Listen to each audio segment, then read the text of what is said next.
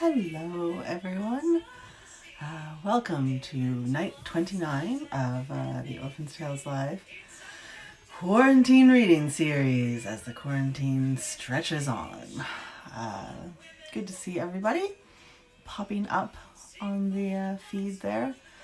Nice to see all of your slowly becoming familiar names.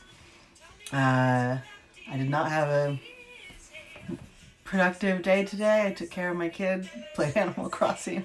I'll tell you something very dorky though. I built myself a little streaming platform with a light and a seat and everything, just like I have here in the real world in Animal Crossing. For no reason at all, except that this has become such a part of my daily life. But yeah, it is real animal, fake animals, all day long. And my partner went to town and brought me home a Whopper. Now, in the before times, we used to say to learn to appreciate the little things. I've never been so excited for a Whopper in my entire life. It's not the good food I miss, really. I can make great food at home. I'm a good cook. It's the trash food that I miss. So there's a Whopper waiting for me in the kitchen. It's the most exciting thing that's been waiting for me in the kitchen for some time. And that's where all of this has left me. Like, appreciating Whoppers. Oh, God. It'll stop soon, someday, right? I'm not gonna actually get through my entire collected works, are we? Oh, it's not hot. It's gonna go in the oven to, like, reheat properly. It's not hot, believe me. We live on an island. You have to take a boat to get here. Nothing is hot by the time it gets here. That's just not part of our lives. Anyway, let's do our intro music. The wonderful song we're listening to, Ship Full of Monsters, is from S.J. Tucker's album based on the Orphan's Tales, one of two, For the Girl in the Garden. You can find it at sjtucker.com along with all of her other amazing music. You can follow me on Twitter at Cat Valenti. You can subscribe to my Patreon at Cat Valenti. I'm going to be posting an excerpt from my current work in progress middle grade fantasy novel tomorrow. So it's a good time to subscribe. For legal reasons, as always, see I'm mixing it up, doing it in a different order. For legal reasons, as always, this is not an audiobook. This is a play. One-woman show every night for 29 nights. And there is a tip jar in my Instagram profile, my YouTube profile, and on my website at catherinevalenti.com. These are absolutely free, but if you ever feel moved to toss a coin to your witch, it is deeply, deeply appreciated. Times are very hard for all of us at the moment. Thank you so much to Larissa for tipping me last night. You can never know how much it means.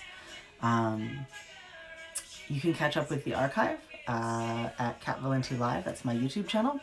And you can ask me questions when the stream is over, but it is a good idea to think about your questions while I'm reading, because I tend to get embarrassed and sign off if nobody says anything for too long. And I think that's probably about it. I did remember to pour myself a drink tonight, so unlike last night, I will not be awkwardly gesticulating as though I have one. We're up to our trashy otter, aren't we? That's very exciting. I forgot all about him until last night. As those of you who've been watching from the beginning know, I'm kind of discovering this book again with all of you, since I remember very, very little of it. I've discovered many things over the course of the stream. I discovered I needed glasses. I discovered that my bangs grow way too fast. I have to cut them again. It's ridiculous. At least I'm not out there demanding that somebody go back to work so that I get my hair cut. I can make myself look dumb by myself.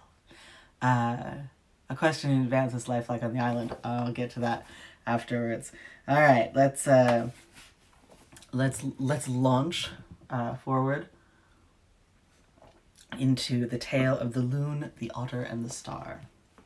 I will not make loon noises.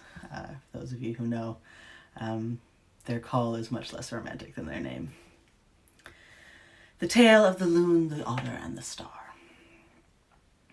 I remember the splash most of all. Sekka and I were diving. Sekka is the queen of the loons. She taught me the trick of saying you were queen. But where I'm king under the pier, and even bratty girls don't bring me so much as an urchin as tribute, once Sekka said she was queen, the other loons saw just how black her head was, how vast her wingspan. For poor Sekka was born larger than any other loon, and suffered a great deal for it when she was a chick. How white her belly, and how haunting was her wail and cry, and immediately agreed that she should certainly be queen, and right away. Unfortunately, she found out that this is a pretty inferior way of becoming a ruler, because usually it means you have to add responsibilities into the bargain, not simply many, many buckets of delicious rotted fish. Her nest is the thickest and best thatched of all the seabirds, but she has to visit all the hens during mating season, and she tries very hard, but loons are heavy flyers at best, and she rarely makes the full rounds. It was not mating season when the splash came. Loons and otters are alike in love of diving. We puff out all our air and make our stomachs quite flat and swoop to the deep, cold currents where the fat fish fly. Sekka and I are the best divers you can imagine. So should you spend your time imagining how gifted divers can be. We raced, we played, we fished. It was night, and thin blue light shafted through the water like anglers' hooks. The shadow of a passing ship flitted through the water overhead.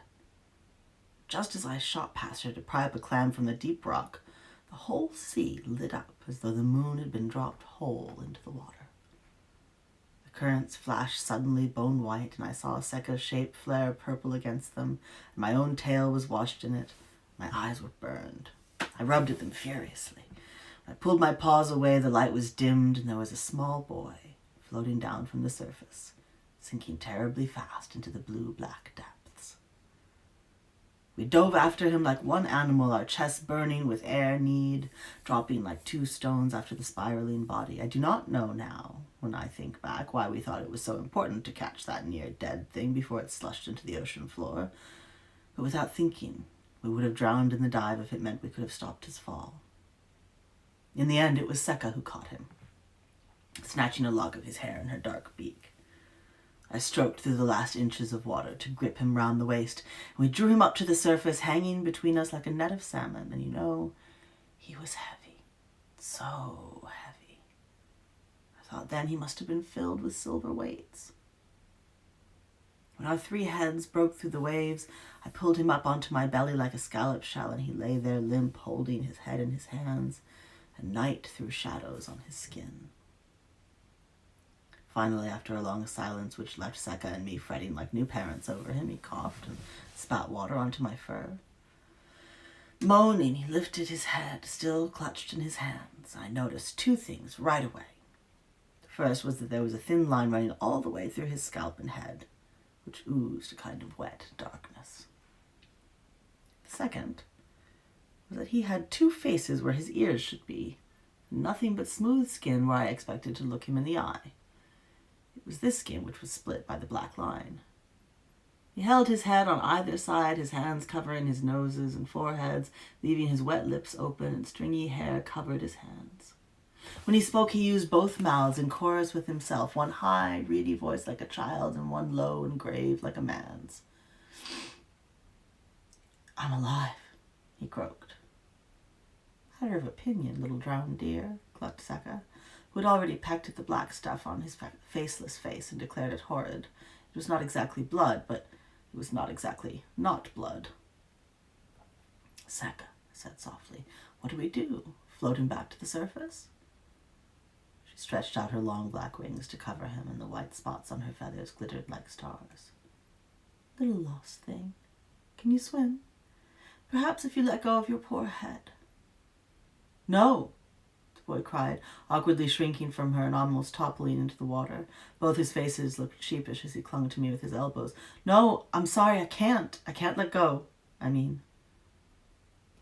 happened to you?" Sekka prodded, nuzzling his ribs as she would a chick with a broken wing. "I fell," he sighed.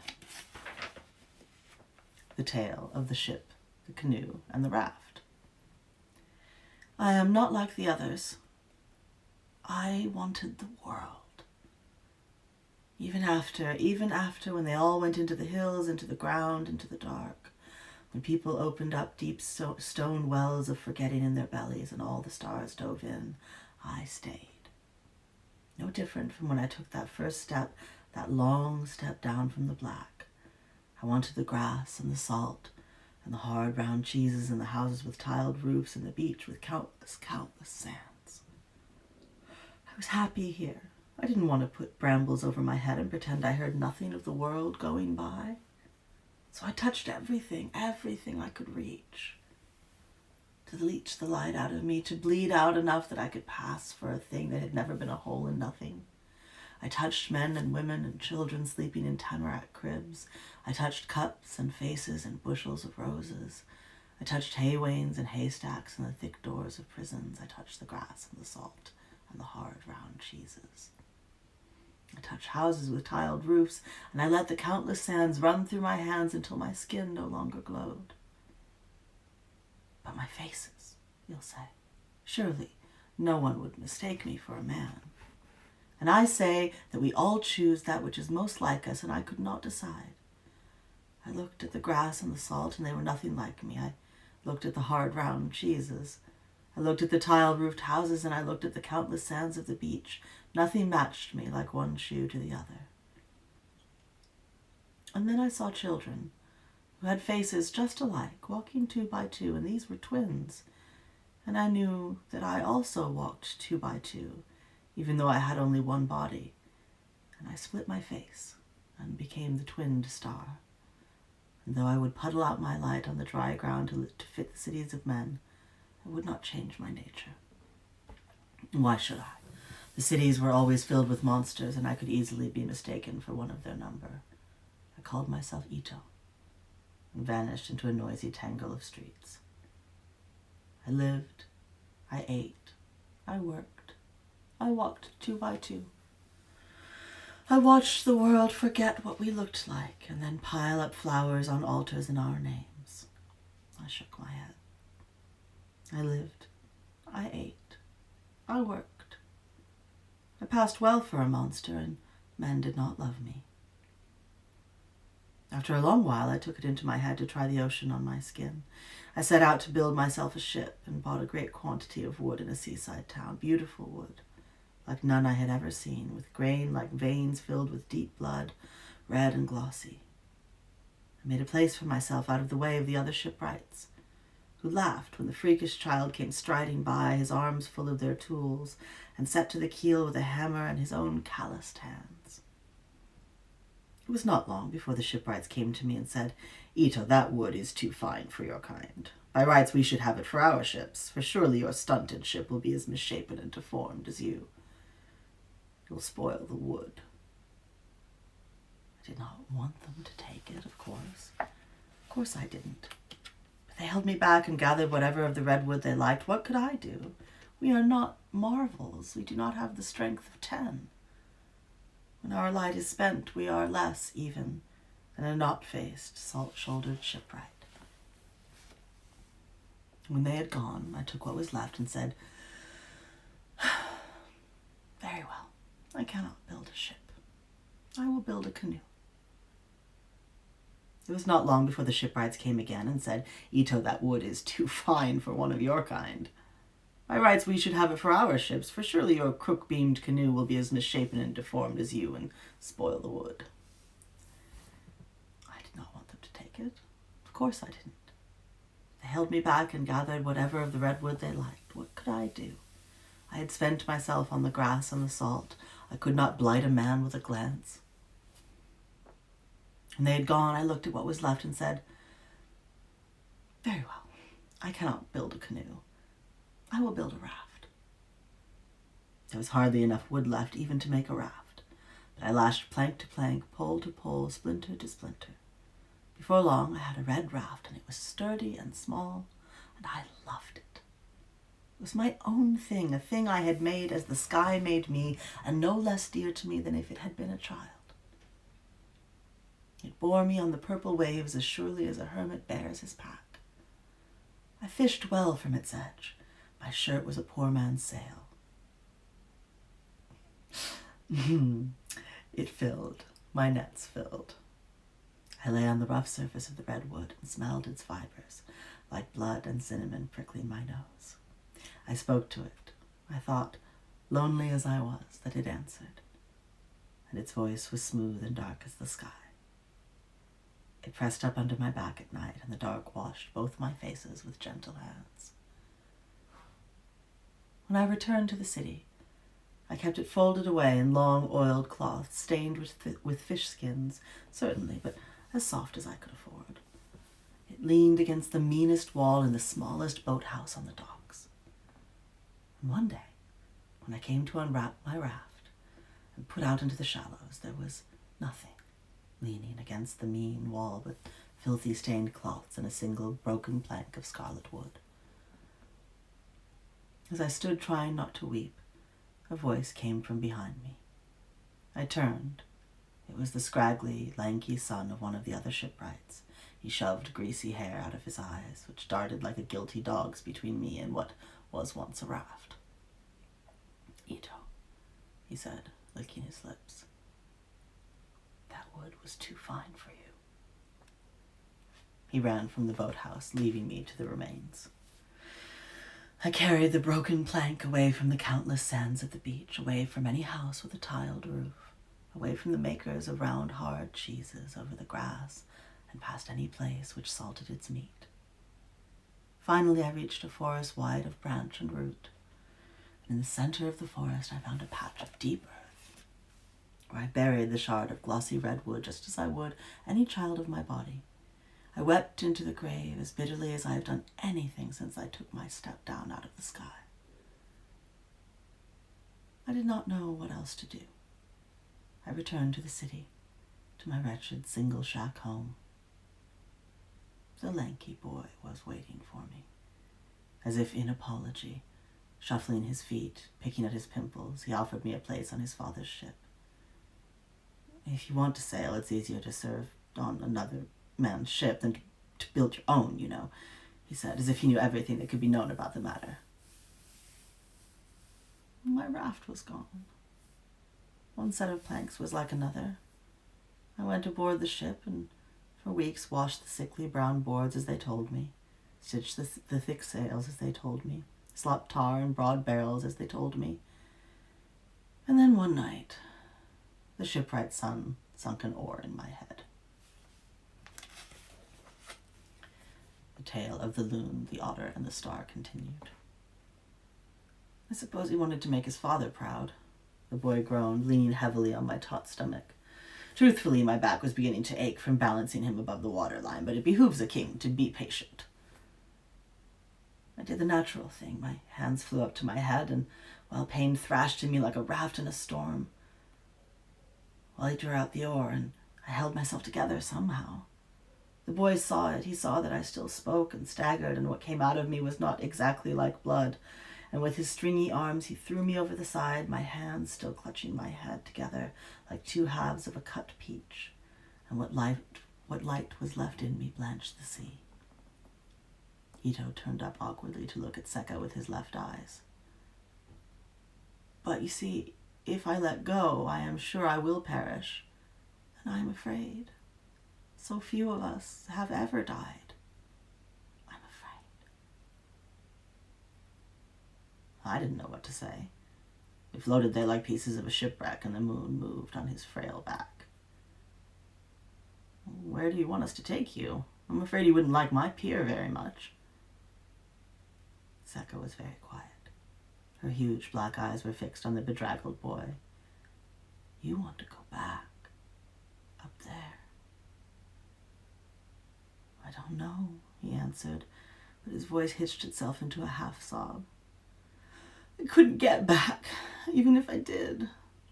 I let all my light out, or most of it. I'm so weak. I can hardly heave myself off an otter's belly. But I'm afraid I don't know what's up there now. If that's where the dead go. If I can go back without dying. I don't know anything.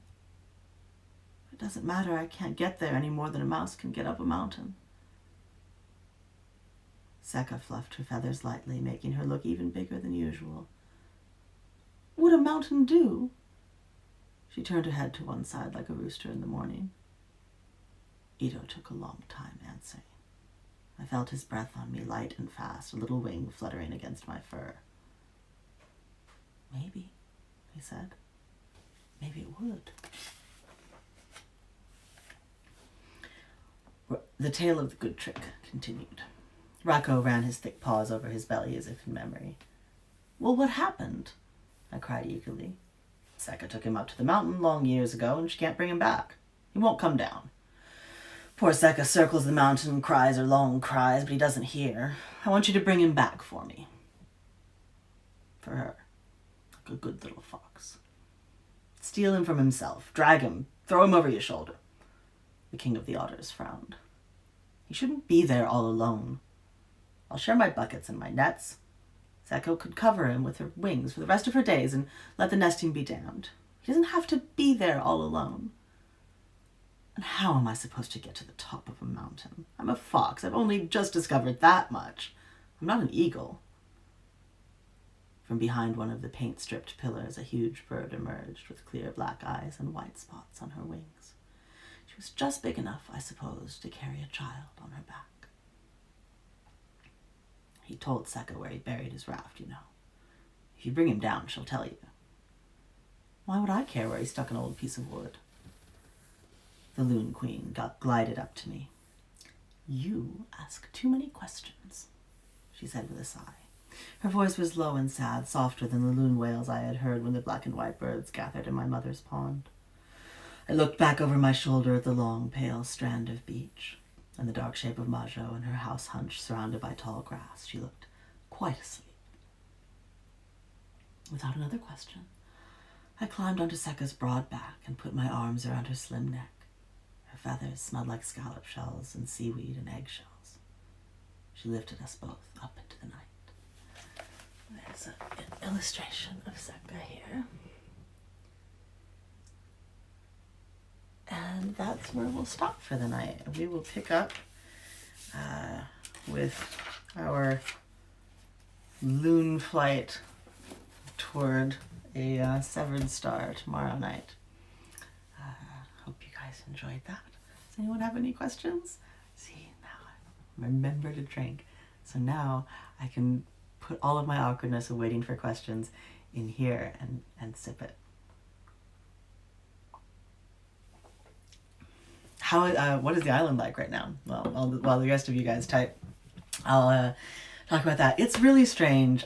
People really freaked out at first, and sort of put all of their anxiety into like outsiders. I don't know how many of you guys have played the game The Witcher, but I'm gonna share a household private joke, which is that I constantly refer to people who are not from the island as dry ones, because there's a witch in Witcher 2 who is always going on about the dry ones who don't live in her swamp.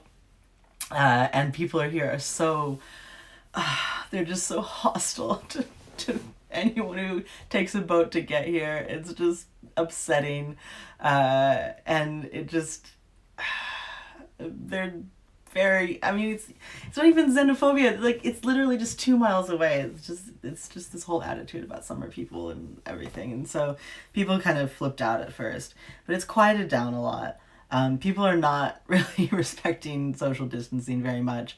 They're being pretty good about the store on the island, which is really the point of the problematic point. Like, we're all very good at hunkering down in our homes and not going anywhere. Peaks Island is awesome at that. But we all have to go to the grocery store here on the island. So everybody's been pretty good about trying to keep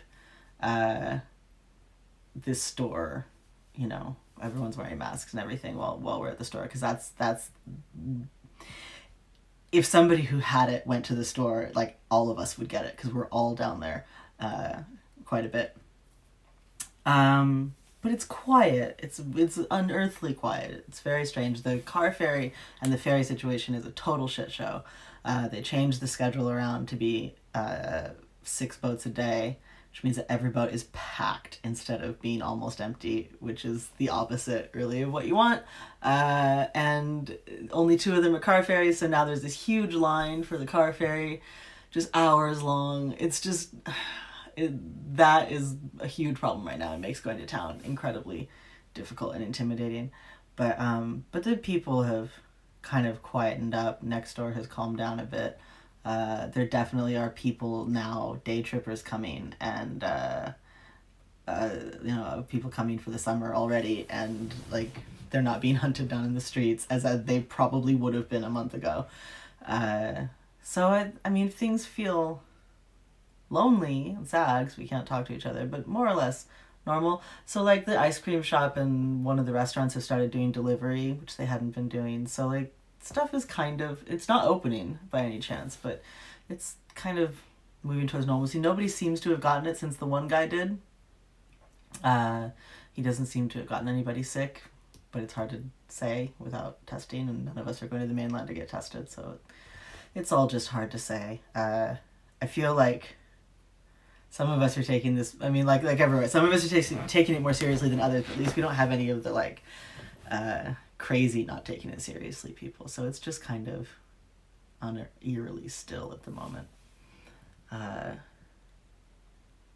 When I was studying the classics, did they cover Persian myth? Well, no, but that's because classics, as it's defined at the university level, is Greek and Latin.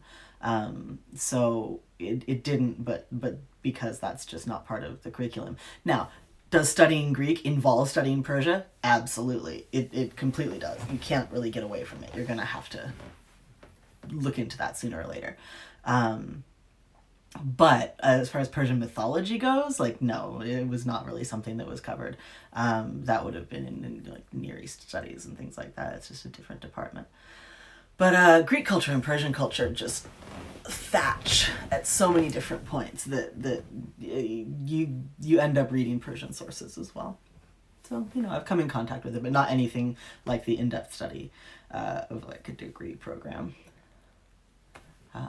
Yes, and whoppers are extra valuable on the island. Well, it's because, it takes hours to get off the island, hours to get back, and it's just we don't have any real conveniences or fast food or anything like that on the island. So it's a treasure.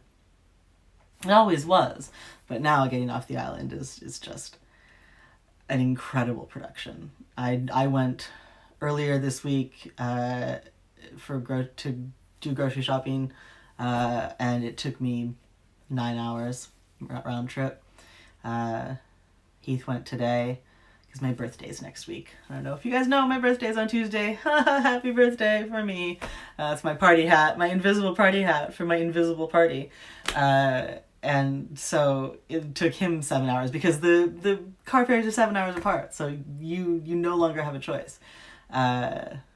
And being in the car is the only real safe way to be on the ferry right now because they are packed with people. And apparently it was packed with day trippers coming back today. So people are just dumb. Everyone in the States being a baby right now. Heath has this great shot of a guy grinning at a girl on the ferry, and he's got his mask up on his forehead. I just don't understand why we're so bad at this. It's not that hard. What took me... Strip made me smile too because of September. I didn't remember that at all. I guess little things like pop out and pop up in later books, but I had no memory of that when I created September. What brought me to Japan to live was my ex-husband was a naval officer. So we were stationed there for a couple of years. Are the boats filling with cars? Absolutely full.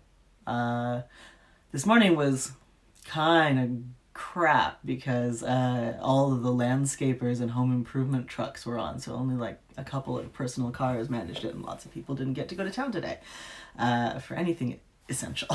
So doing well, Casco Bay Lines. Pistachio Laura, you're gonna need to be there at least 3 hours ahead of time. I that sounds like it's an exaggeration. It's not. Coming over from Portland, Heath was there at noon for the 3:15 boat, and he was 8th in line when he got in line at noon. So, 3 hours.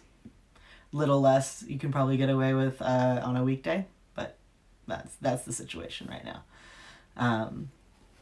Yeah, so sorry, there's a lot of things coming up in the feed, so I'm in and out of answers, but so birthday next week.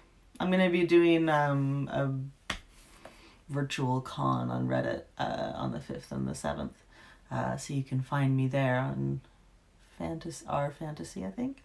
You can find all the information about it on Twitter. I'll be babbling about it, and no birthday parties.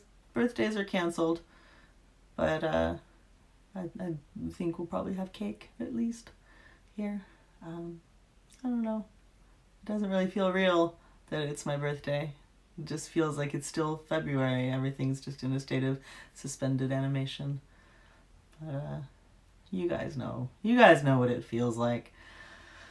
I don't know. I guess, I mean, supposedly here in Maine, a lot of things are supposed to open up on June 1st, including some restaurants, and then the bars will open up on July 1st, supposedly. So, if things hold the way they've been going. So I guess there's at least a schedule. But because she put out a schedule, now everyone's super mad at her because a woman told them what to do. I don't know what they wanted from her. She didn't put out a schedule forever, and they were mad at her for about that. I don't know why I'm telling you about politics. This is supposed to be an escape from politics. Zip it. People are the worst, and they should take this more seriously. There is less snow now. It was like 67 degrees today. It was ridiculously warm. We got 2 real live tulips to go with the Animal Crossing tulips outside. We have a white one and a red one. Yeah, no, it does. It just feels like time stopped at the end of February, beginning of March, and like we're all going to get it back at some point, but we're not. It's just gone, I guess. I don't know. I think we're very bad as a culture at things that don't go away very quickly these days. We're used to it now, especially since 2016, that like every scandal is over in a day or two, and you know, every crisis seems like it's going to be a big deal, and then it isn't World War III. It just sucks, and like everyone's really angry, and it's really bad, but it doesn't explode, and we're moving on to the next thing immediately, and this just keeps going on and on and on. And I think we're very, very bad at things that go on and on and on, because Americans haven't been asked to sacrifice anything themselves. Like the average American haven't been asked to sacrifice anything for their neighbors in a long time, and I don't think we remember how to do it, and I don't think we remember how to have a sort of holistic attention span. And now we have to, and I think that's part of why people are freaking out and like fixating on haircuts and stuff like that, because we just don't know how to do this long term. But we have to. It's at least another month, probably more. Are Majo and her card at all influenced by Baba Yaga? Yeah, Baba Yaga, yes, a little bit. Also by the the lady with the junk on her back in Labyrinth, and I really love, I guess, I don't know, I liked snails when I was a kid. I like the idea of carrying your house on your back. I guess because I'm a very homey person who loves to travel. Like, I have the wanderlust, but I love my house. So if I could carry my house on my back, like, that would be ideal for me. So I think the real inspiration is just my ideal soul shape, is that if I could just carry around everything that is familiar to me, then I would be happy. You mentioned you drew from East Asian mythologies in certain parts of the book. Did any hints of the same stories or characters become relevant when I wrote Mecha Girl? Well, Mecha Girl is a collection of all of my Japanese fiction. And so definitely there's stuff that crosses over, because I wrote it all, I really wrote it all in the same time, the same few years when I was living in Japan and very much in contact with that culture. If I write about a culture that deeply and intimately, it's a good bet. It's because I'm in intimate contact with that culture. And so it was a Japanese publishing company that asked me to like pull all that fiction together to create The Melancholy of Mecha Girl. And so it was all at the same time. And God, I moved to Japan when I was 23, And like my prep work for moving to Japan was I read a collection of Japanese fairy tales. Like that's who I was at 23 years old. I didn't read about the subway or like how to function in any realistic way. I read fairy tales, figuring that like I genuinely felt that would prepare me for living there. I was a ridiculous fairy child at 23. So yeah, I don't. I was absurd. I'm really glad that you like Mecha Girl. You know, certainly is a collection that I was really nervous about, the whole cultural appropriation thing.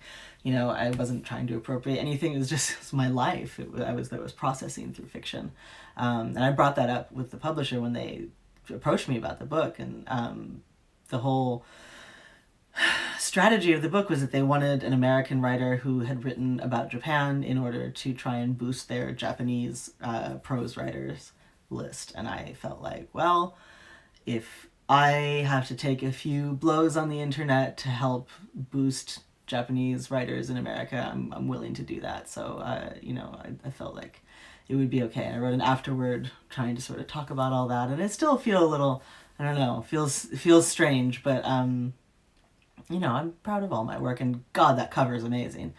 It's one of my absolute favorite covers. I'm so glad that you guys like it. The title poem is one of my favorite of my own poems, so I'm glad that you enjoy it. Yeah.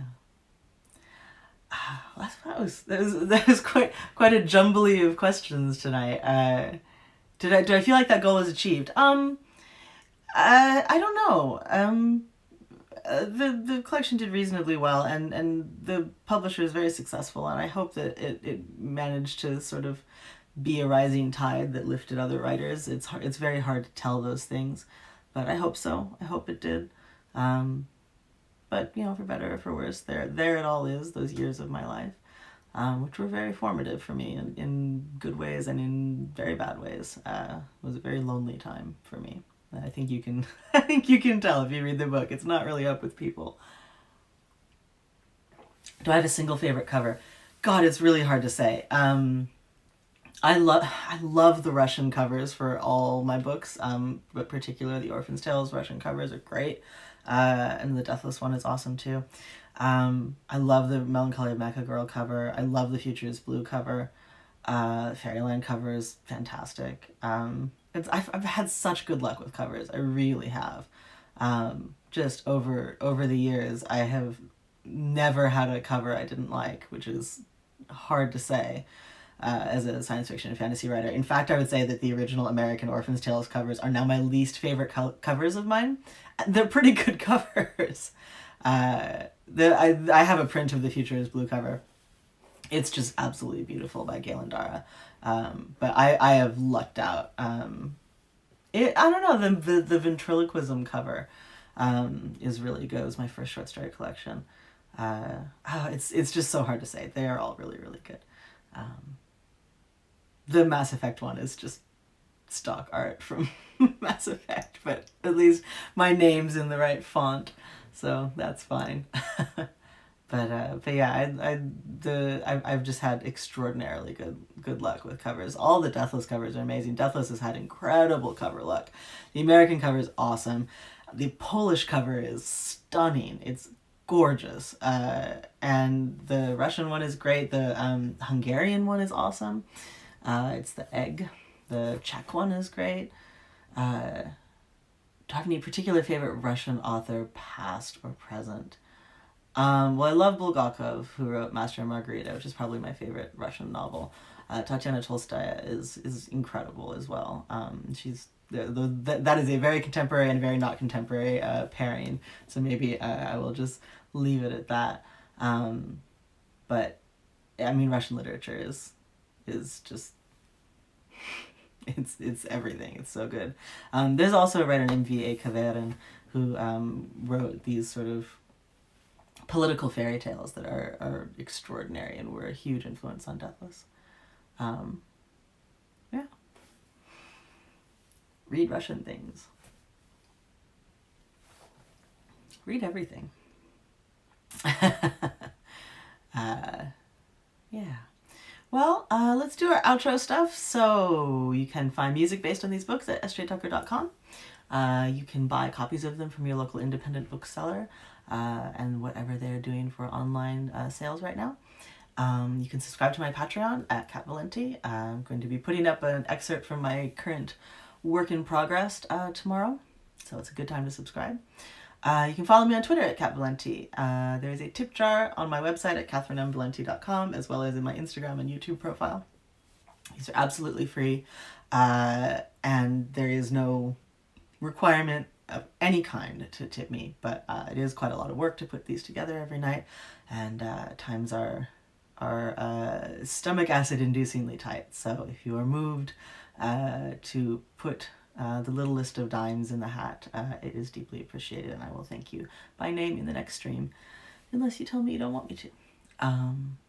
You can catch up with the archive any nights you might have missed at Cat Valenti Live on YouTube. And I will see you tomorrow night at 8:30 p.m. Eastern Daylight Time. Unfortunately, The Dreamer, Kverin is not translated into English currently, so I would love to tell you to go read it, but unless you read Russian, it's probably not going to happen. One day, perhaps. Bye, guys. Have a great night. It was so awesome talking to you, and I hope I see you tomorrow night as well.